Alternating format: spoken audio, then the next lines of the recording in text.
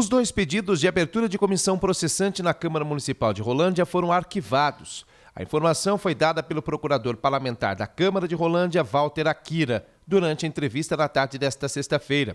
Os pedidos, um contra o vereador Alex Santana, foi protocolado em 22 de junho e o outro contra o prefeito municipal Luiz Franciscone Neto, protocolado no dia 31 de julho. Ambos sobre suposto crime de Caixa 2 praticado em campanha eleitoral.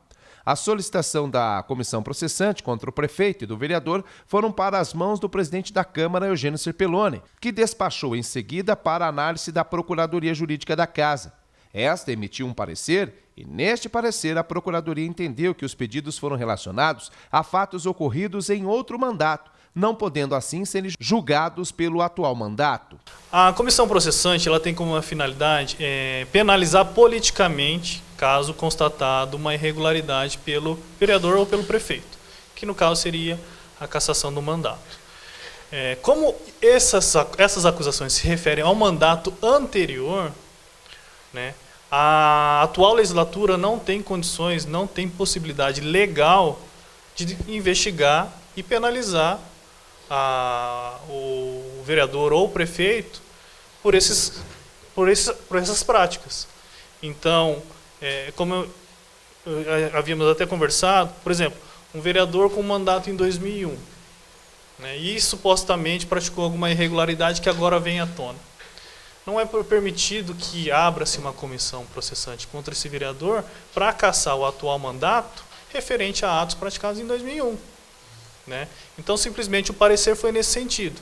Como os supostos atos foram praticados na legislatura anterior, que se encerrou em 31 de dezembro de 2016, essa atual legislatura, né, não poderia investigar e penalizar politicamente essas pessoas por conta do mandato anterior. Mesmo que ele estivesse utilizado do cargo público para receber tais benefícios e vantagens para essa campanha eleitoral.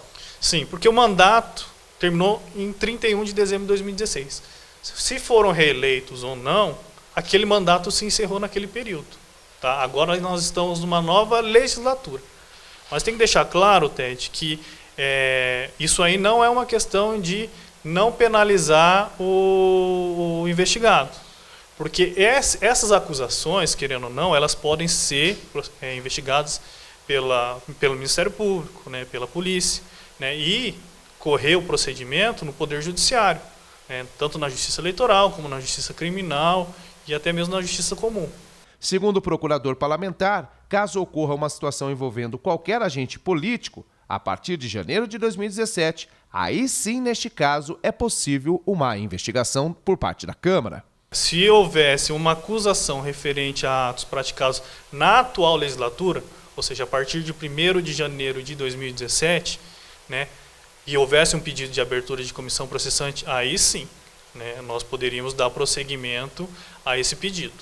Mas como é referente à legislatura anterior, legalmente não é permitido. Então, inclusive, foi baseado o parecer em decisões do Tribunal de Justiça, né, que mandou arquivar comissões processantes que tentavam investigar legislaturas anteriores. Walter Akira explica que o parecer foi dado conforme análise feita em toda a documentação apresentada e que deve seguir alguns critérios, porém, não entraram no mérito da denúncia. A Procuradoria, na verdade, ela dá um parecer que a gente chama de admissibilidade, né, se aquele pedido preenche os requisitos legais, né?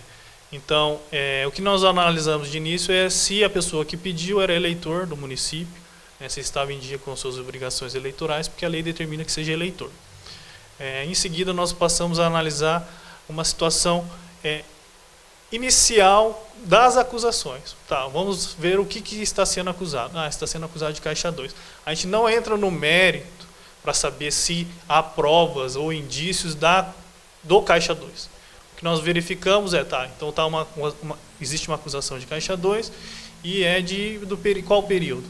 Olha, não se trata dessa atual legislatura, então, em regra, não tem como mais dar prosseguimento a esse pedido, porque essa atual legislatura não pode investigar o mandato anterior. Estes assuntos também tramitam em outras esferas e, caso lá estes sejam condenados, o procurador explica que os poderes são independentes e pode acontecer condenação em uma esfera e, quem sabe, numa outra ser absolvida, e acabou dando exemplos de como isso é possível. Ted, os poderes são independentes, né? Então, aqui é o poder legislativo independente do poder judiciário. A autonomia maior de investigar e penalizar criminalmente seria pelo Poder Judiciário ou pela própria Justiça Eleitoral. Cito como exemplo o próprio caso, se eu não me engano, do Barbosa, ex-prefeito de Londrina. Se eu não me engano, ele foi cassado, teve uma penalidade política pela Câmara de Vereadores de Londrina, só que esses mesmos fatos foram analisados pela Justiça, né, e o absolveu. Então, para você ver esse tratamento diferenciado. Enquanto a Câmara penalizou, o Poder Judiciário o absolveu. Né? Da mesma forma aqui. Né? Nós não temos, se fosse referente a esse período legislativo, nós poderíamos investigar e até mesmo condenar politicamente. Os vereadores poderiam condenar, mas nada impediria também da Justiça chegar e absolver. De acordo com a Procuradoria Jurídica, o parecer foi opinativo e posteriormente encaminhado para o presidente Eugênio Serpelloni tomar a decisão pelo arquivamento ou encaminhar para que o plenário, que é soberano, decidisse o que fazer neste caso. Porém, a decisão específica e definitiva para o arquivamento partiu de forma monocrática pelo próprio presidente. A decisão cabe, afinal, ao presidente da Casa. Né? Nós damos um parecer esclarecendo qual é a situação ao presidente e cabe a ele decidir se acolhe ou não. Né? E, no caso, ele acolheu o parecer e decidiu pelo arquivamento dos pedidos de comissão processante. Como poderia também, mesmo ter essa orientação, e levar para a decisão de plenário? Sim, ele poderia dizer que não concordava com o parecer, né, justificava as razões da não concordância, incluísse em pauta e levasse a plenário.